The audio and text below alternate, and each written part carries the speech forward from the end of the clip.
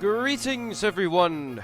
My name is XPGamesNL, also known as the creator of Fire Emblem: The Prophecy of Flames, the exact project we will be showcasing today. Well, oh boy, it has been a long way, and I've been looking forward to this a lot, showing off this what I've been working on for a while now. I hope everyone is enjoying FEE3. Today, we will be taking a look at Chapter 3 of my ROM hack, Fire Emblem: The Prophecy of Flames. Why don't we get started? We're in a quite tight schedule. I do not have all the time to explain everything that is going on. Anyway, here we are today. You can see the main character on screen. We're going to defeat the bandits. The bandits that are in every single Fire Emblem game. Their time has come. They will be punished for their deeds. That is what we will be doing today. We will also be taking a look deeper into a little bit that has been going on in the world. I will not explain everything to its fullest. Best thing to know is that this character, the main character on screen right now, is Tim, and that they have previously liberated a village of the very same brigands we're going to be fighting right now. And that is their leader, that is Garrick, leader of the Black Bones. We're going to the mountains because the Black Bones have resided in an old fortress. And here we go again, the Black Bones. Fitting name for a chapter that is literally about the Black Bones end. To the left we have Sir Lad right here. He's a knight that serves the main character. He's our Jagan for today. And to the right, the girl over there, that is Emma. She is one of the characters that got affected by the Black Bones the most. Basically, to cut the story short, this is a little bit of talk beforehand, before we start the chapter, about how they came here and a little bit of sort of reaction of the characters to where we have arrived. Emma to the right has been affected the most by the events that have happened in the previous chapter as well, but also a little while before that. For her home has been burned to the ground by these thugs. She was a noblewoman, or still is a noblewoman, and she's looking for someone that served her house, her father specifically. And so she had heard rumors that that person was kept in the Black Bones hideout, and that is why we will also be searching for this person. But we also have another person right here. This looks like a fellow archer chap. This is Damien, as the main character explains. Like Tim explains, it's a surprise to see him here. The two are acquainted. They're very good friends. And this little piece of text, it goes on explaining how, or what the plan is. For Damien has actually been living and camping around the fortress. He has been sent here by the inhabitants of the village, or the villagers of the village he lives in. They wanted him to do something about the bandit problem, for they also had a problem with these bandits. So that is why Damien is here, and he has put up a plan, and we're going to execute the plan right here. Now that you are here, though, I can see my strategy work. And as we can see, the strategy here is that the fortress has two entrances, and we will block off both so that the Black Bones do not have any way to escape the fortress, which is a very decent strategy. Splitting up was a very good idea.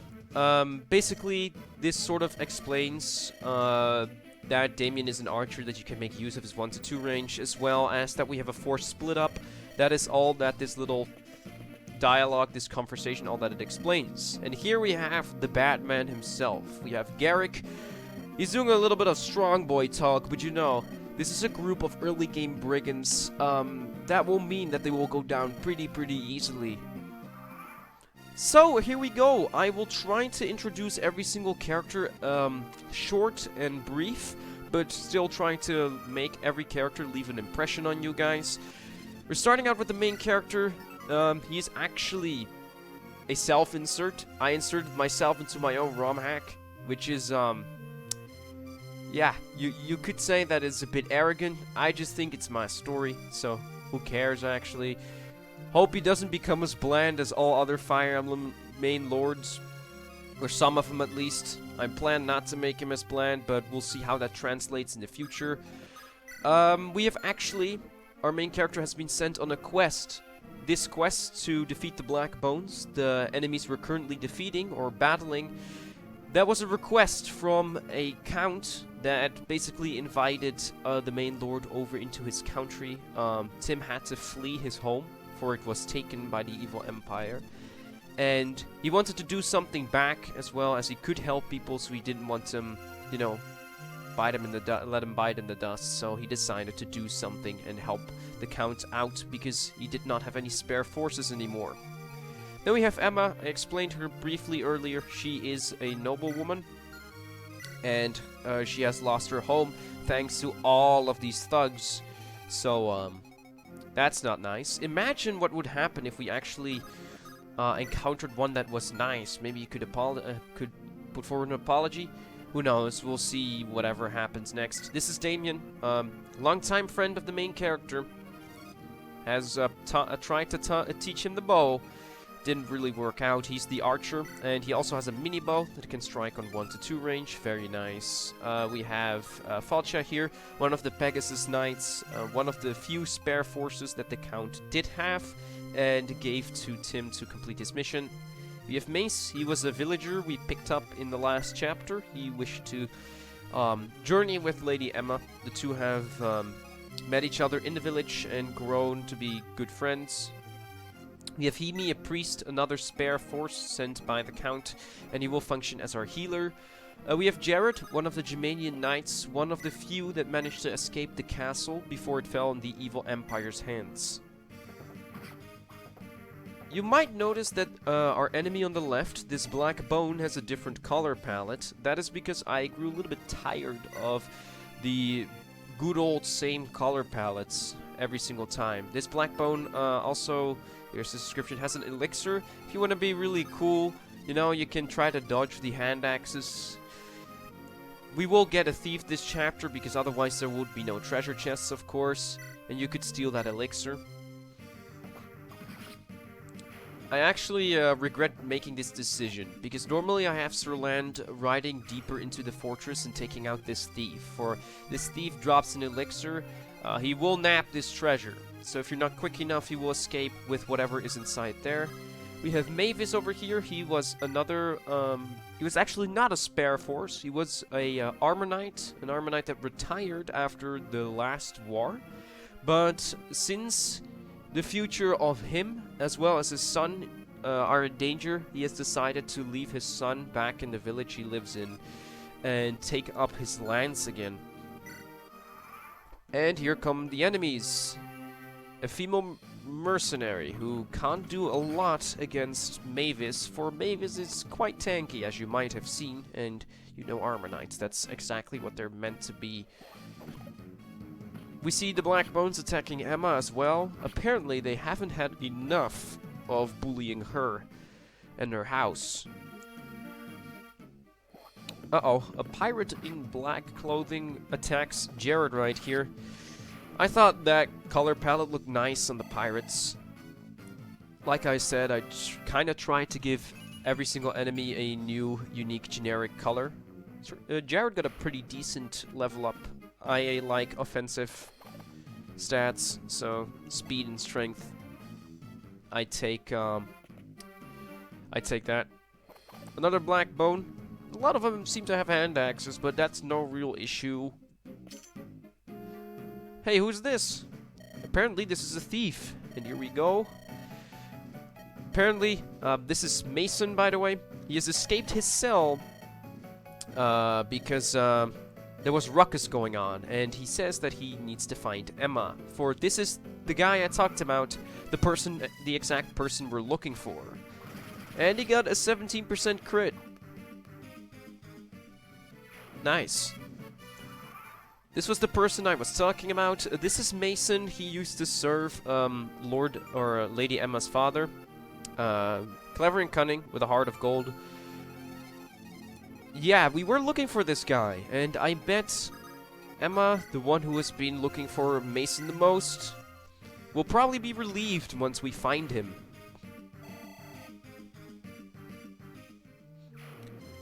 Now that we start taking down the enemies right here, chances are that we will quickly find ourselves in the... we actually have taken down a lot of enemies here. We can trade this door key around and move over here.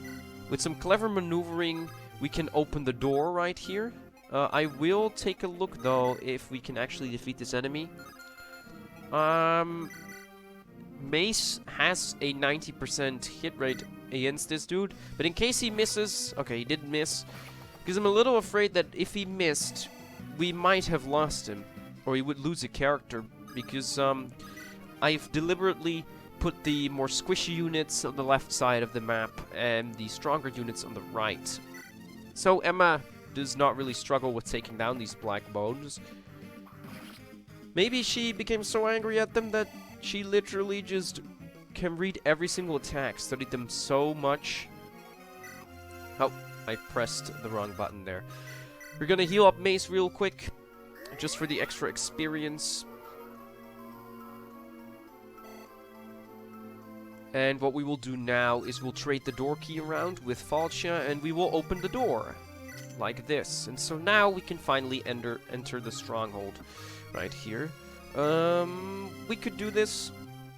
But you might see Maeve... Oh, that's unfortunate. Mavis is wielding a splitting axe. Now, the splitting axe is basically the sort of replacement of the hatchet. It is pretty light, but also pretty weak. It's not 1 to 2 range. But Maeve is wielding axes. Normally, Armor Knights do not wield axes. Oh, Sirland also... No, Sirland does not have an axe. Just so you know, he has an axe. The reason I gave Mavis an axe in this chapter is simply because I kinda get annoyed. Since it's a Brigand chapter, in Vanilla Sacred Stones, I kinda got annoyed by Gilliam not being able to do too much. That's a pretty decent level up, defensive level up. Can't wish for more on an Armor Knight. The little issue with Gilliam is that he was quite tanky, but he would also face a weapon triangle disadvantage. And it kinda annoyed me that he did not have at least something that would make his weapon triangle neutral. Or that he just always faced lower hit rates. It kinda bugged me. So that is why I decided to instead give him an extra axe to use, an extra axe rank. For Armor Knights were not so really good to begin with. Gilliam is also kind of struggling in the early game of Sacred Stones, I feel. And this thief decides to attack Sir Land, which is not too big of a problem. This thief prefers attacking others over treasure. So this is not a cowardly thief, it seems. And we got the elixir that he was supposed to drop. Reason he drops an elixir is simply because if you were to open that treasure chest, otherwise you would have to steal the light rune from him. Which I think is a little... Oh, 7% crit, nice. Which is a little bit stupid, I think. A little bit too harsh on the player. This is chapter 3 after all. Weapon rank increased. And the door key for this door over here. Now, I will recruit Mason here, real quick. Now, as you can see, we're recruiting Mason right here. He's just basically talking about, he's thanking the mother. We have a little bit of a Mother Milla idea going on over here, where the people of this continent of Mervania, they worship the Mother Miria, who fought for humanity against the threats that humanity faced in the beginning years, I guess. Anyway, he goes a little bit on about everything that has happened to Emma and how he's sorry. And Emma convinces Mason to go with her, as well as Emma talks about that Lord Tim is here, Lord Tim of Germania. And Mason has heard from Lord Almont, the lord he used to serve, the father of Emma, that he should always follow Lord Tim everywhere he goes. We'll steal this vulnerary real quick. Now, you might have noticed something if you're pretty keen on such things. You might have noticed that every single time I attack with a character, in most cases the combat theme or the battle theme just seems to be the regular attack theme from Fire Emblem Gaiden, as well as Echoes, but the Sacred Stones version. But in some cases you might hear a different soundtrack, you might hear a different song playing, such as Start to Justice, the arena theme from Fire Emblem 7, as well as the attack theme from Fire Emblem 5, but the FE7 version. And there's just a variety of extra songs that are in the game. What I've done is I've basically given every single unit in the game a unique attack theme. I've done this simply because some units in the game, every single unit in the game belongs to a different nation. As you can hear, this is Start to Justice from the arena theme from Fire Emblem 7. Originally, this theme was from Fire Emblem 5. I've given these unique themes to these characters because every single character belongs to a nation, of course, and to reflect that every single character comes from a different place, I've given them a different attack theme. As well as the Black Bones, they have the standard they also have an attack theme, the standard defense theme. All brigands in the game will have the standard Sacred Stones under attack theme, while regular enemies will have the Safeguard theme from Fire Emblem 7. It's just a tidbit I kind of wanted to point out. I do not see any use in wasting my javelins like this. I will take down this mercenary right here, and then we can easily open this chest. Since Mavis would lag behind anyway, as an Armor Knight, you might just want to let him kill the mercenary over here and the pirate, and then proceed onward to this mercenary to eventually loot the chest. Because, you know, he's a little bit lagging behind. What I will also do, by the way, is I will leave the main character Tim behind, because, you know, I've made this game, so I know what is going to happen. I know about a certain character going to appear in a bit. I will send Jared over to the right to deal with this pesky little mercenary. So I could have Sir Land face off against the boss. The boss is quite dodgy though. For those of you who've not seen this class, this is a hunter, and hunters are basically just thieves in combination with archers. He's pretty fast. He's on the throne after all, and he wields bows. Hunters are basically archers, but with less defense and more speed. Let's see, this is a level 5 hunter, and Damien is level 1. Garrick does not have the best stats. Damien is actually faster. But, as you can see, Garrick is a level 5 hunter, and he only has 4 defense, while Damien has 3 as a level 1. Hunters tend to have less defense. They're the myrmidons / thieves of the bow units. Mason doing a pretty decent job taking down this brigand over here.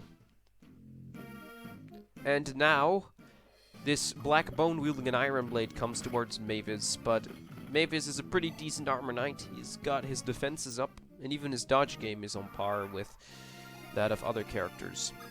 So what we'll do is we'll slowly but surely make our characters move towards the throne room. I'll have Damien move over there as well. Sir Land is a must, kind of, because he is kind of strong, and we kind of need him for the boss. Because the boss is pretty dodgy. You just need an accurate weapon to take him down. What did I just do? That was my fault. Pretty decent level up on Mason here. I kind of want to explain why I gave Mason the extra critical hit. Something I kind of stole from the last promise. I just thought that it would be a little bit more interesting to give Mason something else than him just being a regular thief, you know? Give him a little bit more uniqueness. So we will soon trigger an event, a ranged condition, that will make more enemies show up. Ooh, 2% crit. Nice. I might just destroy the wall to the right, because it's blocking our progress. Oh, who's this? Apparently, the guy on the right is named Gustav, and there's a, these brigands have returned from a raid, it seems. And this brigand seems to be done.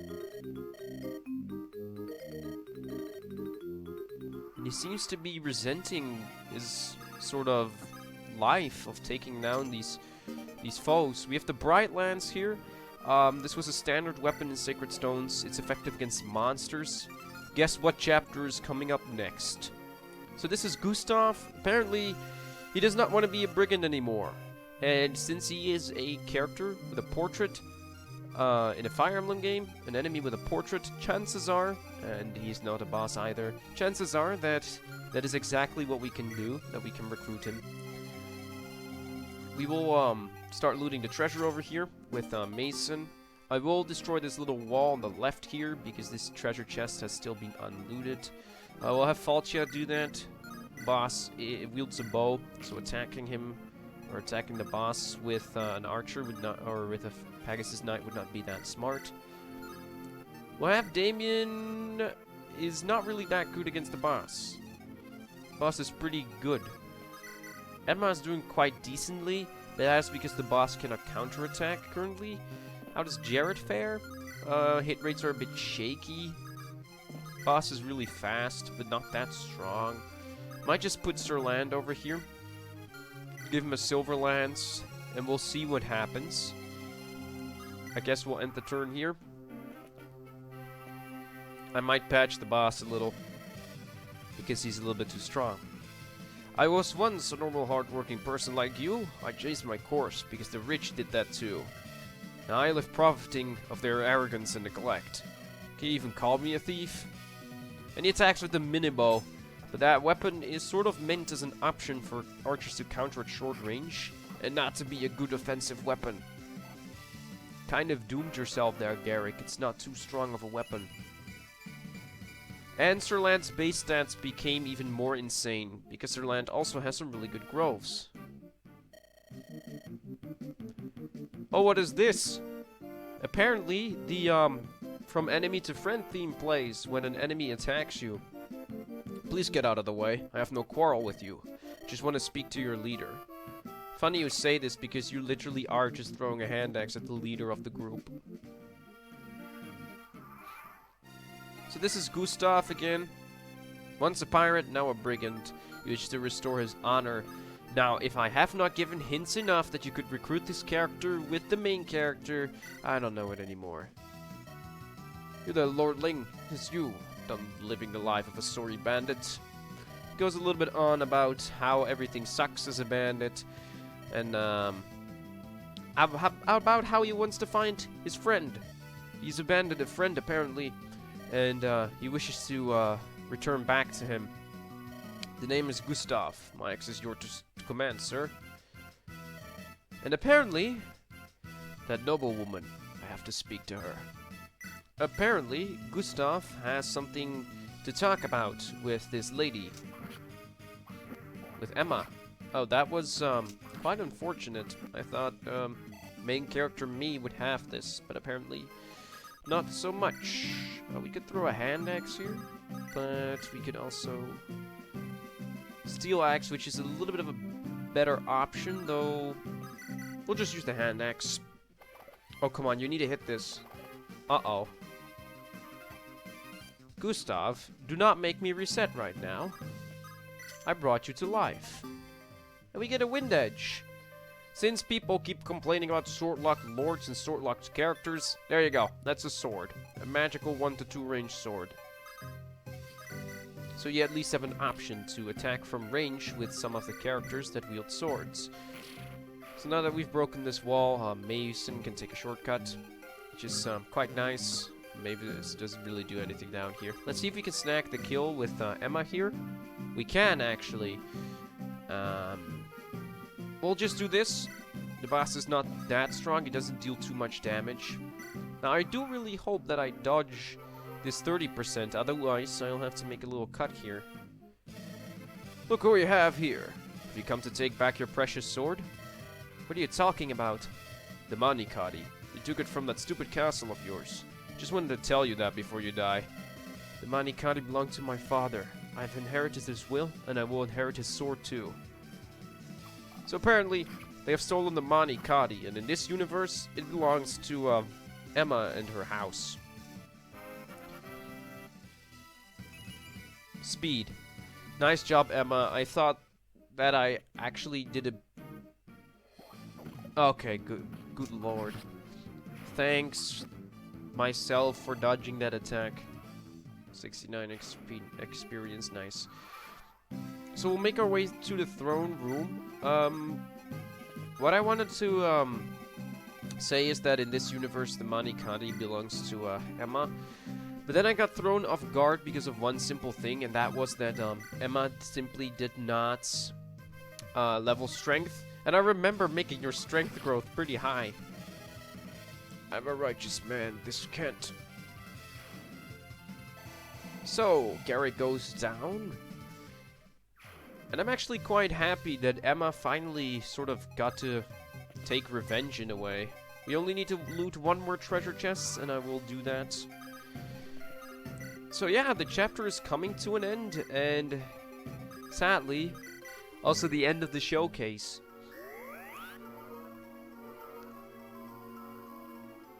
Showing this to every one of you is, it's just unforgettable. It's so amazing that we have something we can show. That we have a stage to show something that we've worked hard on to everyone out there. It's really amazing. Shout out to the people who organize and help with FE3, especially Warpath, who has done a really good job at, especially at showing people where to submit and how to submit. Shout outs to Warpath. And to round off the chapter, we will first do this talk conversation, where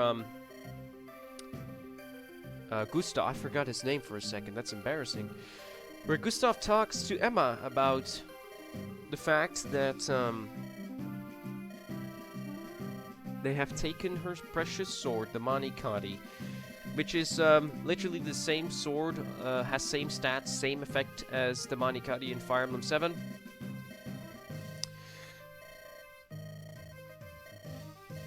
Interestingly enough, I do not remember if the Manikadi could also be, or the event where you get the Manikadi could also be unlocked if the player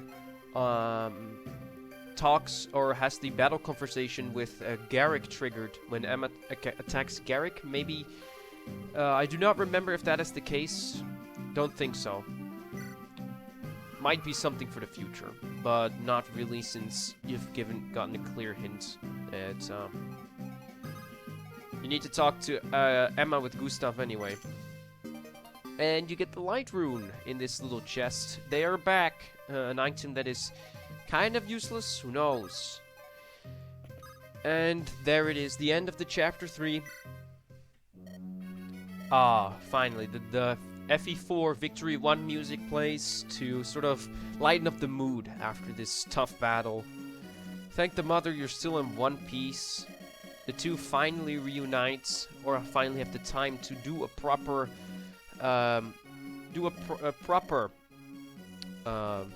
yeah, to tell each other properly that they're happy to see each other again.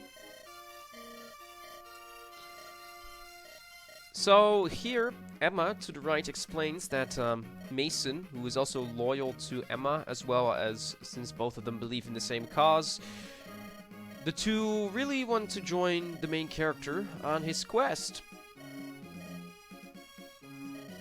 And Emma explains that this is because her father told her and Mason to always follow Lord Tim if he ever showed up. For the future of Germania, the country he is supposed to lead, lies with him. And this is a simple text error that I forgot to patch out. That is not looking good, but you know, it could happen.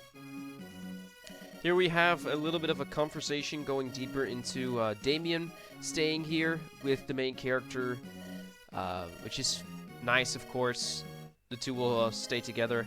Damien is sort of tired of going back to the village because they might send him on a new adventure, and he likes it more to travel with the main character. Can I be one of your fancy knights? And Tim is just a person who cannot refuse someone's offer. And here's Solan doing a little battle report at the end. And he talks about how they have finally finished the quest Count Maverick sent them to embark on. The quest to eliminate the brigand threat in the south, the Black Bones. And Tim explains that he would happily do it again if it can keep the spirits of everyone high in these dark times. And Sir Land is happy to hear him say that, of course. For Sir Land and Tim are actually, they think quite alike. And now they will return back to the capital. But what is this? A messenger has arrived, and she has been sent by Count Maverick, the very same count that asked Tim, or, well, that Tim offered to help out. I might have been saying that wrong previously. Tim did this voluntarily, this mission. Might have screwed up a little bit there. Anyway, this messenger explains how she got here, as well as that Count Maverick has received information on Prince Drake's current whereabouts. Prince Drake has fled the land. He is supposed to rule. The Crown Prince has fled his own kingdom. Nobody knows why, it seems. And Count Maverick, who currently rules that nation, going by the name of Dragonol, he now knows where Prince Drake is, so returning the heir to the kingdom is very important, and this is like one of the first times they know exactly where the prince is, so they ask Lord Tim to sort of go and solve that matter, but Tim is in doubt. Sir Land jumps in and confirms and just basically says that they will accept the mission. The messenger leaves. And Tim and Sir Land have a little talk about Sir Land just jumping in. Sir Land doesn't normally do this. I'm curious if there's a reason to why he did this. Anyway, that aside, we have Gustav here. If you kept Gustav alive during the last chapter, which is a chance that is very, very likely, Gustav will give you something pretty nice. He will explain once again that he will travel with you to find his friend Daros. And the really nice thing he gives is the angelic robe. And here's a little bit of a sad moment where Gustav returns the Mani Kadi to Emma. It's a bittersweet moment. Emma has now received one of the few tokens she still has left from her father and mother her whole life. Bittersweet moment, but it does really show that Gustav has changed. And there is the Mani Kadi. And that was chapter 3. Ladies and gentlemen, it has been a great, great, great pleasure to entertain you today with my very project, the project that I've created. I want to thank you all so much for watching this video. I hope you will try and give my ROM hack a go. Once again, shout outs to those who managed FEE3 behind the scenes. Thanks to all the staff involved. Thanks to everyone that allows us creators of ROM hacks to show off what we can do and what we have made. And yeah, I have nothing more to say. I hope you enjoy FEE3 and everything that comes by. Hope you have a great time. I'm XPGamesNL, and I will see you guys all next time. Maybe in the ROM hack or one of my videos. Who knows? See y'all next time.